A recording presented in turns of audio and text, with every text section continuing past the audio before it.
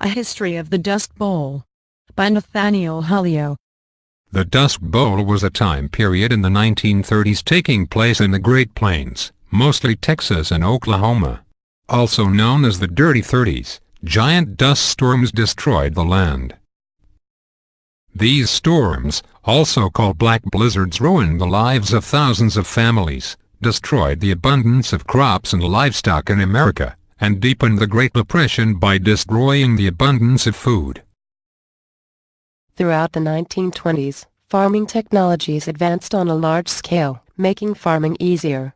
And to have a larger surplus of food in America, the government started to sell land at cheaper prices to help persuade people to farm those lands. As people started to farm in the Great Plains though, the grass and sod that was holding the soil together was ripped out of the ground, making the soil loose, free, and easy to be blown in the wind. During the early 1930s though, a heavy drought hit the Great Plains, but the wind started to pick up drastically. These gusts of wind soon began picking up the loose soil, creating giant dust storms. These black blizzards practically desolated the land until the long-term drought had finally ended in 1939, returning the area back to a livable condition.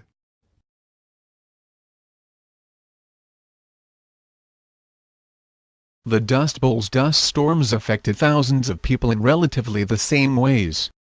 First, it threw many families into poverty, because the abundance of people living in that area were farmers, and with all the storms, no crops could be grown. The storms destroyed property, homes, farming utensils, killed livestock, and even killed people. The sand even seeped through homes in any cracks possible, such as windows or doors. With virtually no lives for them back in the Great Plains, most families decided to move out of the area as fast as they could. Most moved to California to try and find work on a farm or just work in general. Most were unsuccessful. Because of the abundance of people moving to California, and most of them were from Oklahoma, a new name for these families soon became Okies. Other families either moved to the east or became migrants, and wandered around the western states in search of work. The dust storms absolutely devastated the land for miles around the area and made the terrain completely barren. The dust storms caused damage for miles past the actual storms were happening, making the land completely unfarmable. The storms even occasionally reached as far as New York City or Washington, D.C. So much dust was being blown around, in fact, that entire buildings could be covered in dust when the storms were over. In the first 100 days of FDR's office, he began to pass bills and acts to help the poor in the Great Plains, and to try and stop the dust storms. One of the first that was passed under him was the Soil Conservation and Domestic Allotment Act. This act gave benefit incomes to farm laborers, but the pay was actually from Congress, and as a mean to conserve the soil by paying people to work on it. The act also rebuilt the ratio of the purchasing power of the net income of farmers to those of non-farmers before World War I. The next organization that was created to help the poor in the Great Plains was the Federal Surplus Relief Corporation, which helped provide food to the poor. It slaughtered about 6 million pigs to stabilize the prices of pork, and distributed the pork through local relief programs.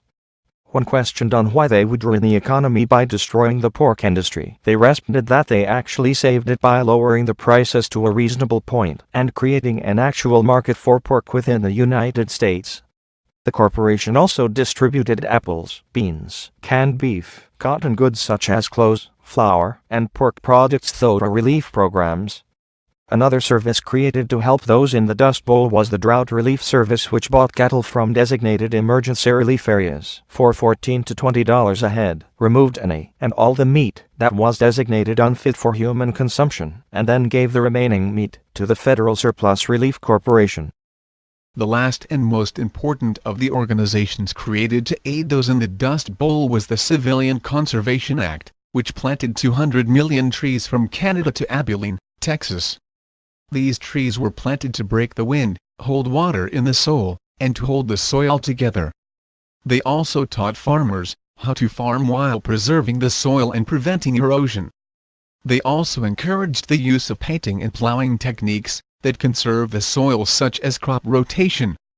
Overall, the government reduced erosion by 65% and created a strong bond between the agriculture industry and the government well after the end of the drought in the fall of 1939.